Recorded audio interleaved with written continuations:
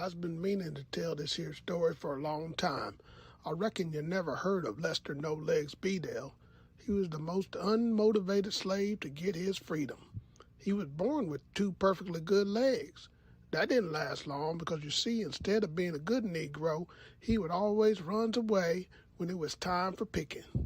Massa got tired of that, I tell you, and he took off poor Lester's legs. His ma and pa didn't have two sticks to rub together, but the one they did have, they gave to Lester. He learned to stand, dance, and even hop around on that stick. I remember one time he slipped and that stick went right up his arse. Oh, that tickled me. But when it came to work, you see, Lester had no motivation. So he woke up one morning and packed his satchel and hopped his ass to freedom. About a half-mile down the road, he sees a town.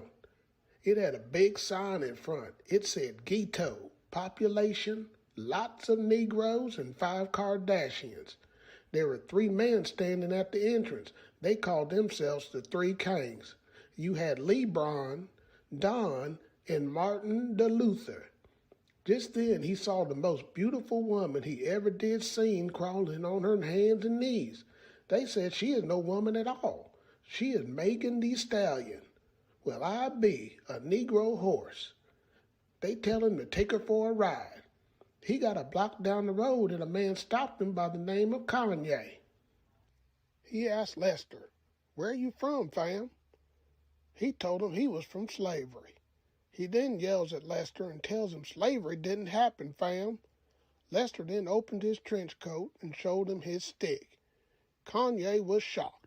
He asked him if he needed a place to stay. He told him to go to the Kardashian Inn. But beware, Negroes go in, but they don't come out. He said, "I escaped the slavery. I can escape the Kardashians." He got a little further down the street until he saw a little man in a sparkly red coat. He says he want to be starting something. Old Lester poked him in the pee-pee with a stick, and he yelled out, "Hee hee," and started to do the funniest walk I was ever seen. It looked like he was moving forward, but he kept getting further away. It was getting dark, and Lester was getting tired. He heard a voice coming from a closet. It was a little sissy man dressed in pink. He said, "Are you looking for the Kardashians?" Lester asked him, "Why is he in the closet?" He said he was Lil Nas X, and he had to stay in there for another 250 years. Then he pointed and said, "To take your horse down to the Old Town Road and ride until you can't no more." 100 feet later, he came to the end of the road. That is when he saw them, the Kardashians, standing in front of their hotel. The sign out front said, "Negroes come, but they don't go." Lester was so tired he had to go in and get some shut-eye. A pretty lady with a big old booty showed him to his room. Her name was Kim. She asked if it was okay if she kept him company. She laid on the bed and started removing her clothes.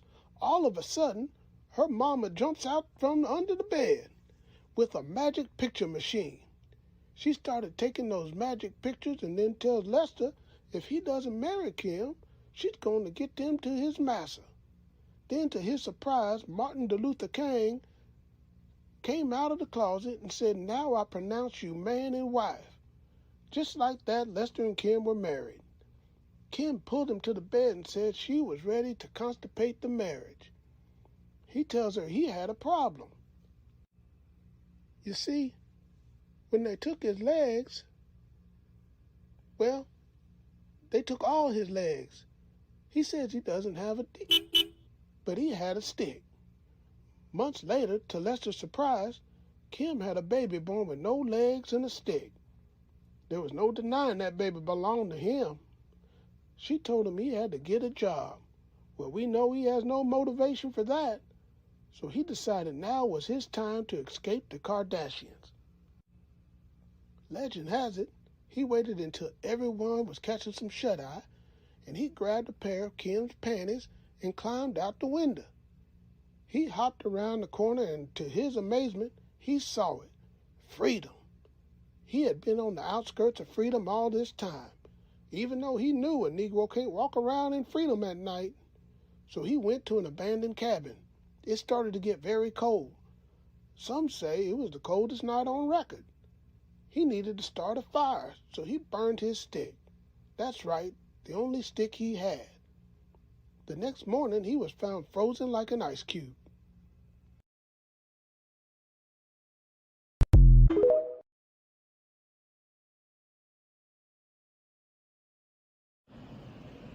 Springfield, Missouri was a quiet town until the day it got its first nagger. Melvin Beadle moved in to start a new job at the cup factory. Immediately, he realized that nothing was as it seemed. He didn't like the hours. He didn't like the pay. He didn't like his boss. He would soon find out they don't like naggers. Soon word got around the plant that they had a nagger. Everyone was shocked. They never had a nagger before. They had to form a committee to handle the problem. They decided to meet at the Coffee Cup Cafe. They needed to get disguises so they could scare the nagger. They didn't realize a pretty young lady named Kylie overheard them talking. She had to go warn him. She seemed to have a fondness for naggers. Some say she was a nagger lover. When she got to the door, he couldn't believe it. He never had anyone come to his house. She told him he had to leave because of the Coffee Cup Cafe committee was coming to scare him. She told him she had a safe place for him. She said her house is full of naggers. They got in his Impala and they sped off. It didn't take long for them to get pulled over. Melvin yells to the policeman, "You pulled me over because I am a nagger." The policeman says, "No, I pulled you over because you are black." Naggers are coming to your town. Are you prepared for the terror if we let this happen? This is Barry Whitey from the studio. Can you tell us more, Karen? This is to all the women out there. If you see a nagger, yell tape as loud as you can. Apparently, they don't like to be filmed in public. First of all, do not call them naggers. The correct pronunciation is nagger. I went into the city just the other day. I saw one of them naggers. I says, "Come here, nagger." And he slapped the shit out of me. Try that in a small town, nagger.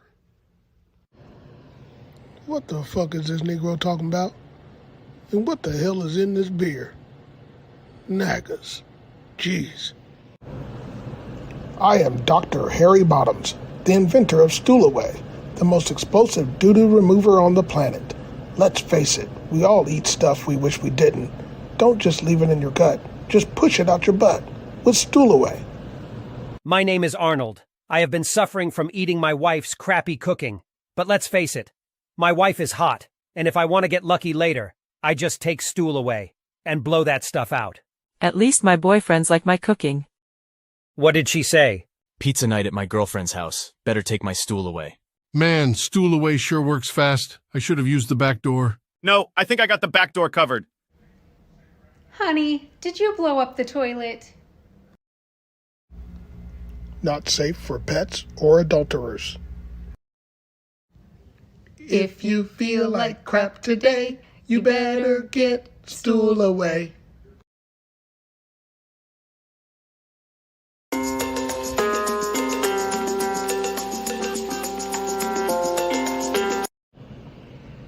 This here story is about Marvis and Jarvis Beadle.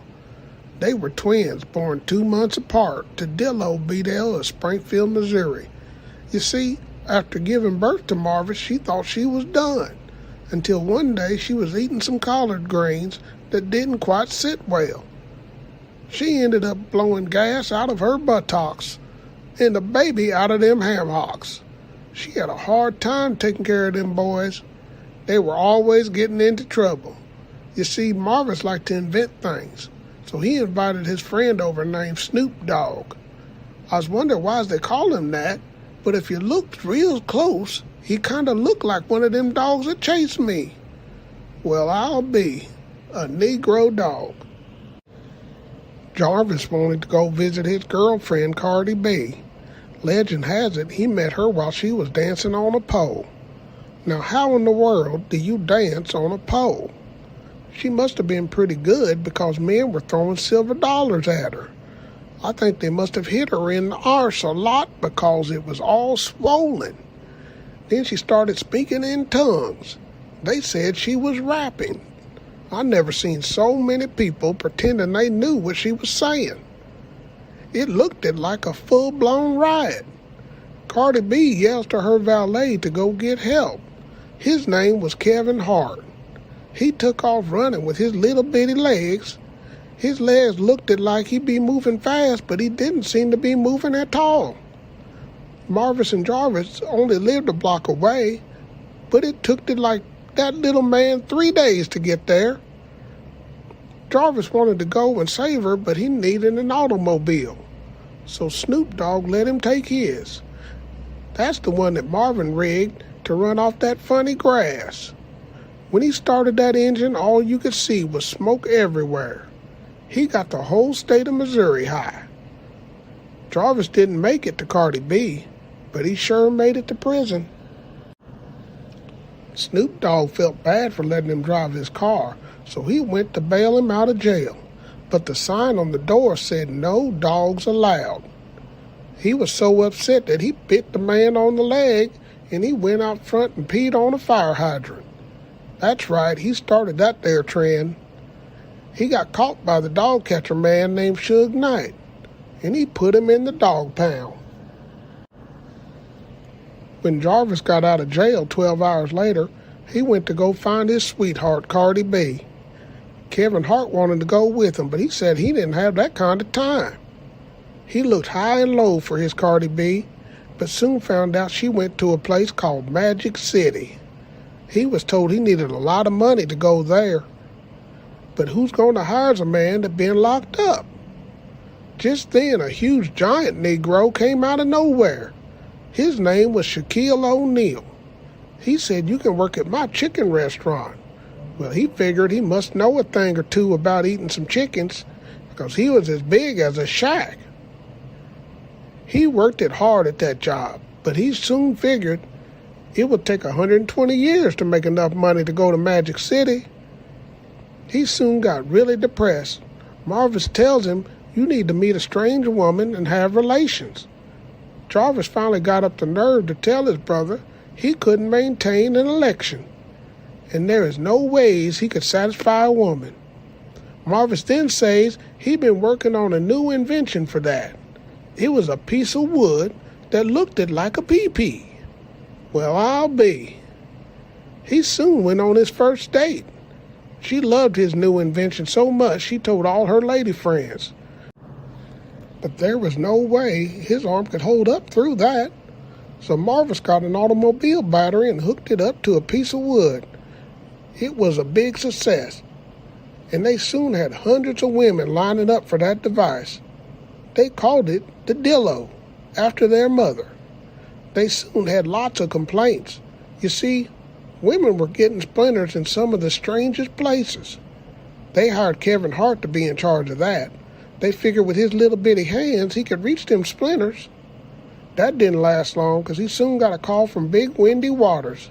Legend has it, he got his stool and reached up to her naughty place, and he said, "Gee, there's the spot." And then, well, let's just say Kevin can't swim. So Marvis said from now on, they will come with a free set of tweezers. It didn't take long for them to make enough money to go to Magic City to get Cardi B. The end. What the fuck is this Negro talking about? And what the hell is in this beer? Naggers. Jeez.